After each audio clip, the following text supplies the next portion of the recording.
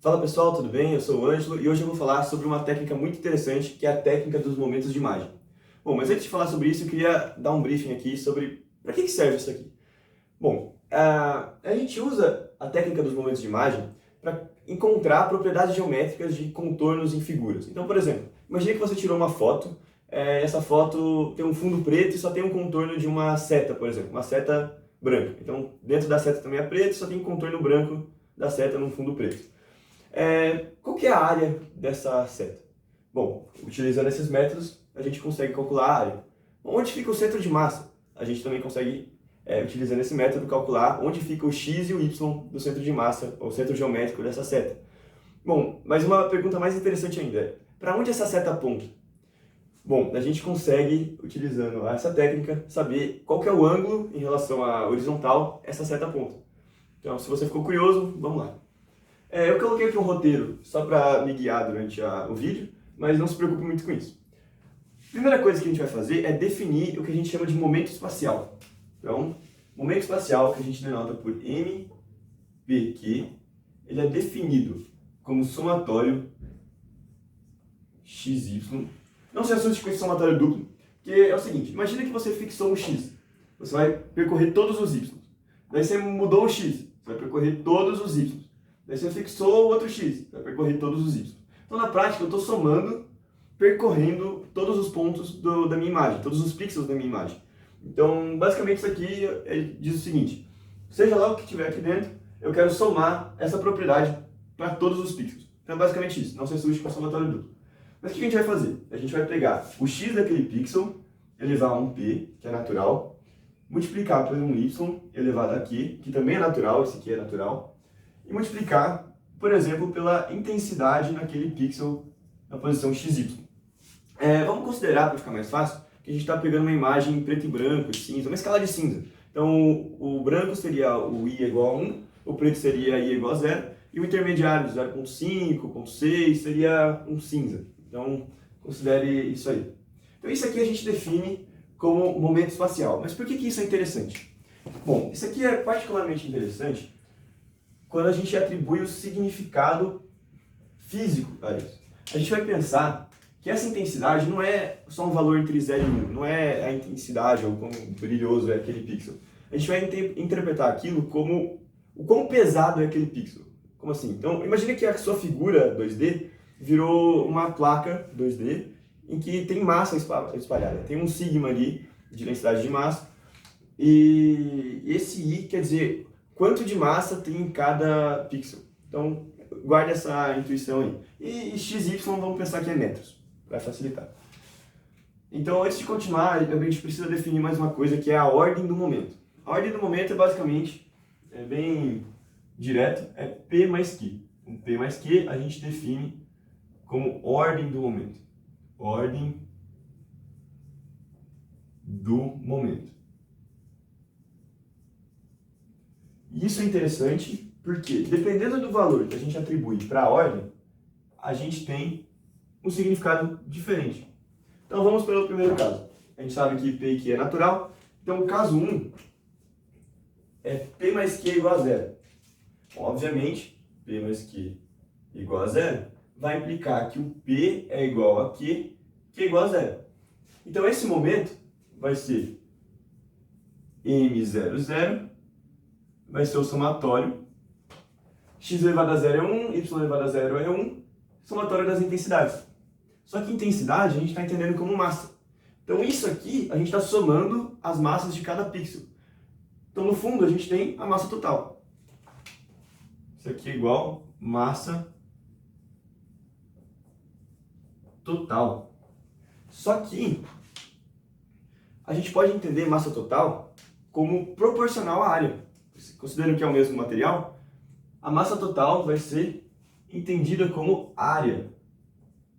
Tudo bem? Então a gente encontrou uma maneira de atribuir um significado geométrico com base nos valores de intensidade dos pixels. A gente encontrou o que seria a área do nosso contorno, da nossa seta, que é o caso de exemplo que eu falei no início. Então vamos pensar o segundo caso. O segundo caso é quando a gente tem ordem igual a 1. Então, P mais Q igual a 1, a gente tem dois casos. Ou o P é 1, ou o Q é 1. Então tem 1 e 0 e 0 e 1. A gente vai ter o M10 e M01. Para o caso de M10, a gente tem que é o somatório de 1, 0, então é x vezes i em xy, né? E o M01 vai ser o somatório duplo, y e xy. Bom, mas percebe que, vamos supor que a gente tem um sistema de massas, massas discretas aqui. Então a gente tem essa massa aqui, essa bolinha, pesa 1 kg, essa bolinha pesa 0,5, essa bolinha pesa 0,2 e essa bolinha pesa, sei lá, 0,1.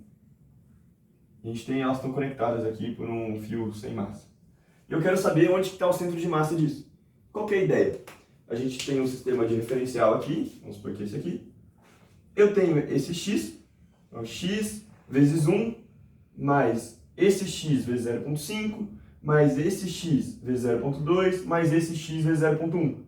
E eu divido pela massa total, que vai ser 1 mais 0,5 mais 0,2 mais 0,1, que vai ser 1,8. Então, se eu pegar o somatório do x vezes a massa dele e dividir pela massa total, eu tenho o centro de massa, que vai ser, sei lá, por aqui assim. Eu tenho esse x aqui, que é o x do centro de massa.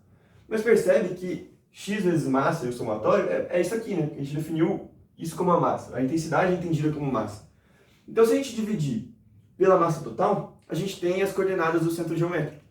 Então, se eu pegar M10 dividido por M00, eu tenho o x do centro de massa. Da mesma forma, se eu dividir M01 pela massa total, eu tenho o y do centro de massa. Então, a gente pode escrever que o x do centro de massa, eu vou escrever como x barra, vai ser igual a M00, não, desculpa, vai ser M10 dividido por M00. Da mesma forma, y do centro de massa vai ser M01 dividido por M00.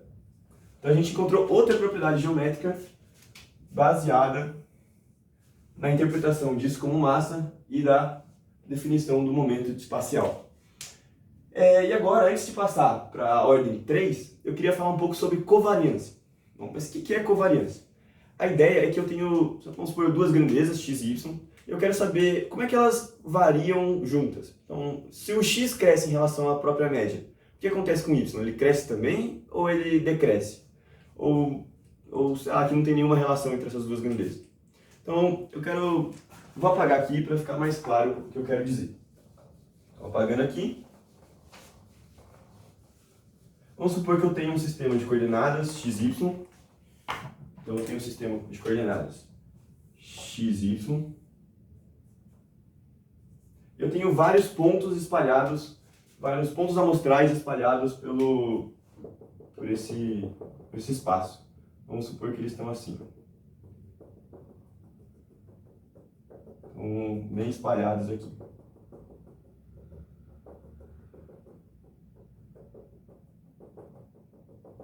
É meio chato, né? Mas enfim, acabou.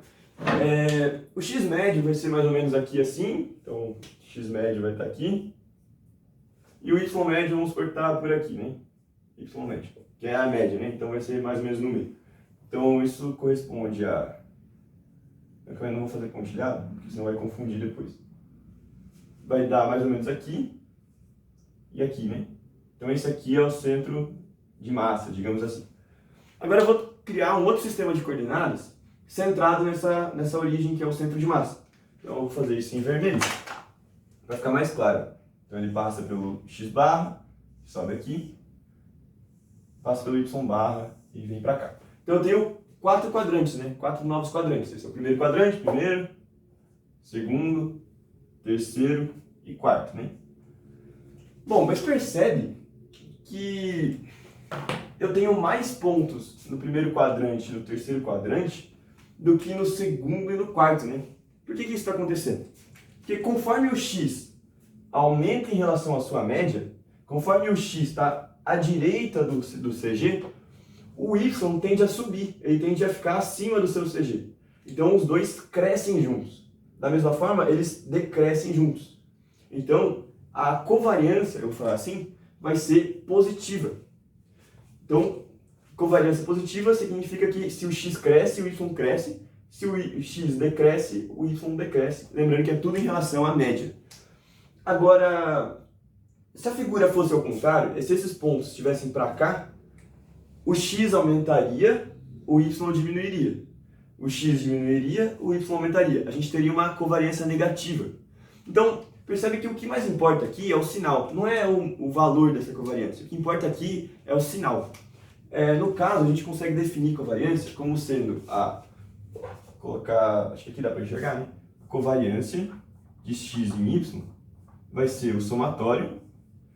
Eu pego um xi, subtraio do x médio, multiplico pelo yi, subtraído do y médio. Isso aqui eu vou dividir para normalizar os valores por n menos 1, que n é o número de pontos.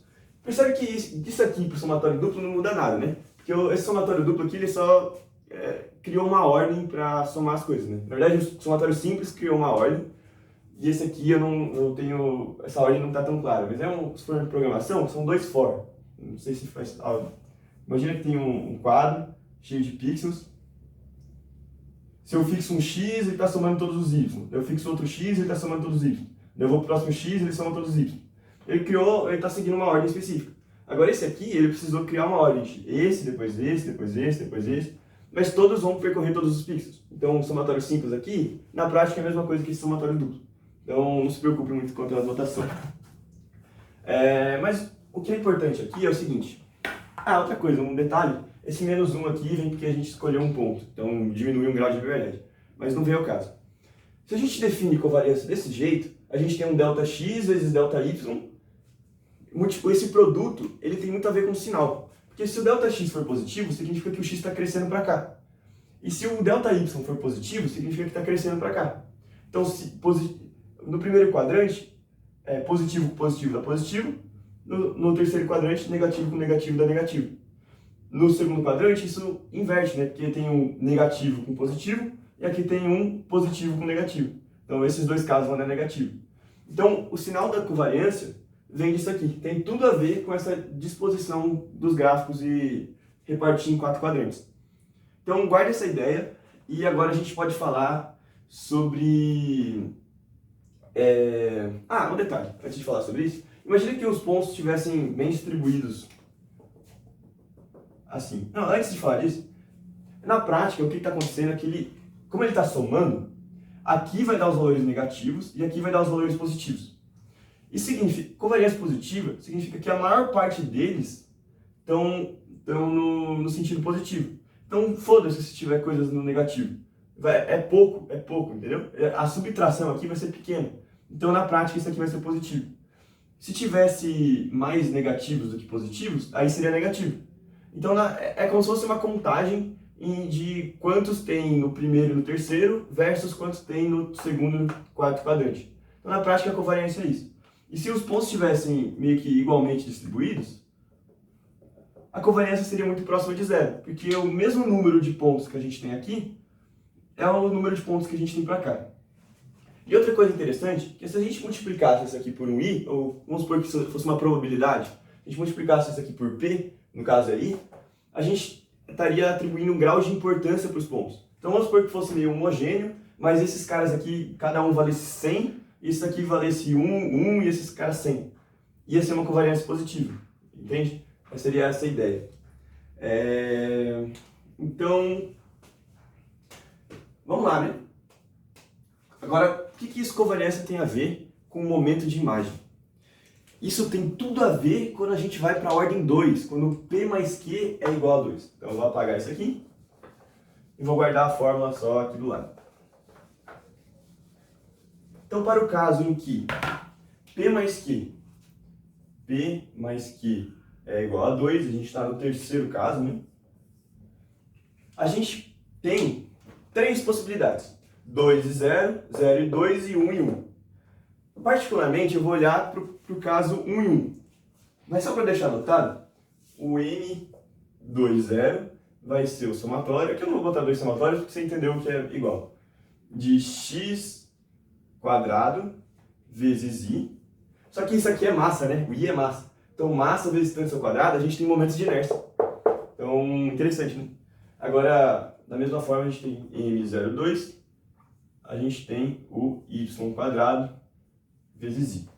Mas o que é mais legal é isso aqui, ó. Se a gente fizer o N11, a gente tem, como se fosse um momento de inércia misto, a gente tem o XY vezes I em XY, que é exatamente essa fórmula aqui. Tudo bem que tem uma constante, mas lembra que eu falei que o módulo da covariância, foda-se, o que importa mesmo é o sinal. Então, na prática, isso aqui é a covariância. Entende? Isso aqui é a covariância. E por que isso é interessante? Eu vou agora apagar um pouco, deixar o quadro mais clean, porque a gente vai mexer um pouco com coordenadas, vai ficar bem legal. Então, isso aqui eu vou falar que implica que o N11 vai ser o somatório duplo de x, y e xy. Isso aqui é, vou escrever em azul, né? Porque eu estava escrevendo em azul. Isso aqui é covariância. Então agora vamos brincar um pouco com coordenadas. Posso apagar essa covariância aqui? Então eu vou desenhar uma seta. Eu vou desenhar, imagina que a gente tem uma figura. Então aqui é o que o seu computador vê. E para ele o 0, 0 é aqui, né? 0, 0. E ele tem o x para cá, o x, e o y é para cá. Agora vamos supor que a gente tem uma figura aqui, que é uma seta. Ela é assim. São vários pontos, a gente tem um contorno de uma seta. Vamos supor que essa seta, o contorno é branco, e o resto, tudo que não é contorno, está preto. Então, é uma imagem tudo preto com o contorno de uma seta que está branco. Se a gente fizer com P mais Q igual a 1, a gente tem o centro de massa. A gente tem o centro geométrico, no caso, que é 1 e 0, uma imagem binária. A gente tem esse ponto aqui, ó. Vamos supor que aqui, vou fazer de azul, né? Aqui, esse ponto azul.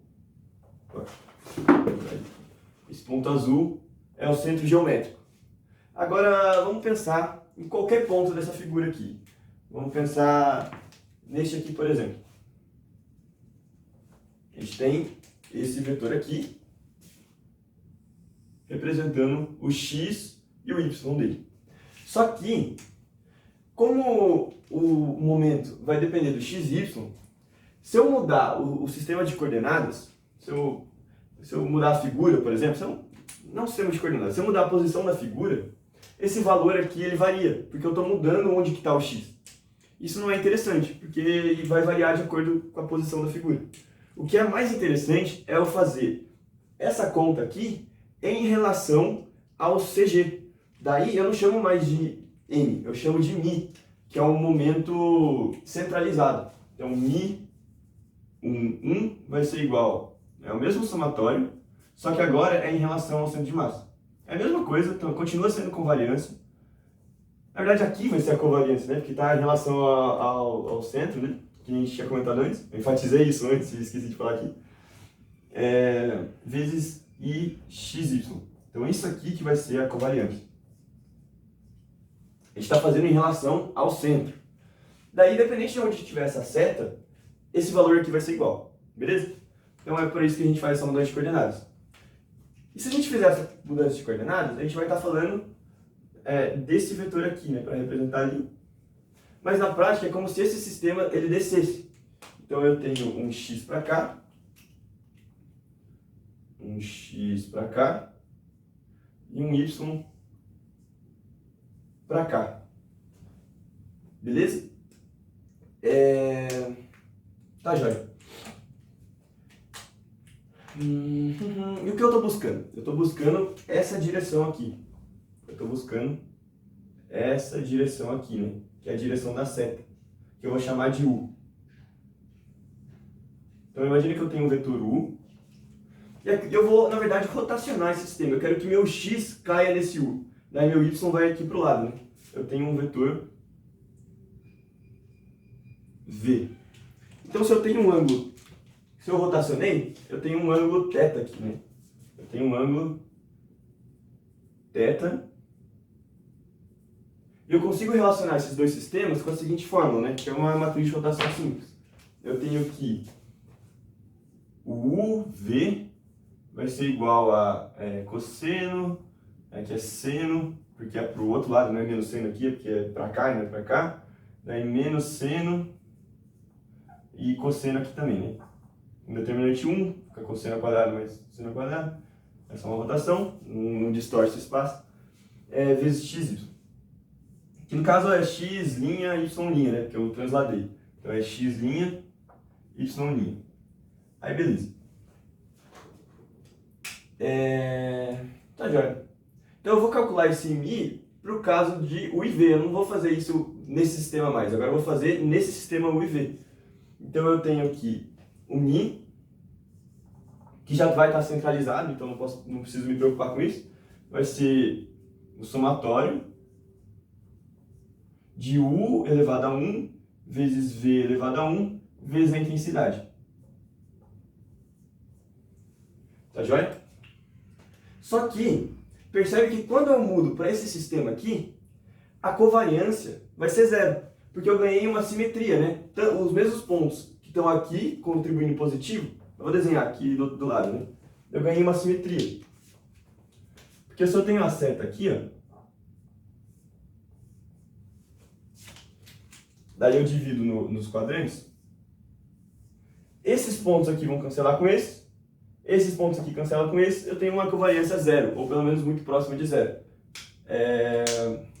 Então eu posso igualar isso aqui a zero. E se a figura não for simétrica? Eu vou estar orientando o meu vetor para um lugar que se aproxima de zero. Então pode ser que não seja, se fosse uma seta gordinha assim, ó, fosse tipo assim, ia ter mais pontos para cá, daí ela estaria apontando mais de um lado do que do outro, entende? Mas o ponto é que eu criei uma maneira de orientar as coisas. Então, no caso, estaria apontando para cá o vetor, né? Um pouco mais para a esquerda. Então, eu defini uma maneira de orientar as coisas. Então, quando eu posso zerar essa covariância aqui, porque no caso de figuras simétricas, eu consigo saber a direção deles. Então, igualar isso aqui a zero me dá uma equação, porque isso aqui, U, está em função de θ. Então, eu tenho uma equação em função de θ para encontrar qual que é esse vetor U. No caso, eu não estou interessado no vetor U, eu estou interessado no ângulo θ. Se você fizer aqui mudança, vai aparecer um cosseno, daí vai aparecer... Como é que a gente se livra desse somatório duplo? A gente vai dividir em outros somatórios e vai aparecer os momentos com 2 e 0 e 0 e 2, entende? Então, e com 0 0. Então, a gente se livra do somatório duplo, substituindo coisas que a gente já conhece. É que a conta é longa, eu não quero fazer aqui não. Mas é simples, você só substitui isso aqui. Quando aparecer coisas que você conhece, você substitui, e daí vai aparecer a identidade para chegar no seno de 2θ e no cosseno de 2θ. Você consegue isolar, vai chegar na tangente de 2θ. No fim, você vai chegar nessa fórmula que eu vou só colocar aqui. A dedução é fácil, vale até a pena fazer no papel aí. Vai chegar aqui, θ vai ser, nossa, tá horrível esse θ. θ vai ser meio do arco tangente. Então você vê que veio 2, então tangente 2θ. Aqui é mi 2,0 menos mi 0,2. Se eu não me engano, aqui é o mi... eu não lembro. Não lembro não. É 2 mi 1, 1. Então 2 mi 1, 1. Então a gente chega nessa fórmula para calcular a orientação. Então basicamente é isso. Espero que tenham gostado. É uma coisa muito diferente, que pega pixel, intensidade, entende como massa, daí do nada surge área, você consegue encontrar o centroide, daí tem um momento de inércia do nada assim. E inclusive, essa direção U é a direção que tem o menor momento de inércia, porque você tem menos massa distribuída nos cantos. Enquanto a direção perpendicular, que é o V, é a de maior momento de inércia. Daí do nada apareceu covariância, um pouquinho de álgebra linear, mas basicamente é isso, a gente escolhe a ordem do momento para encontrar alguma propriedade geométrica. Então, acho que foi uma boa introdução, se quiserem aprofundar, tem bastante material online. Mas é isso, espero que tenham gostado. Valeu!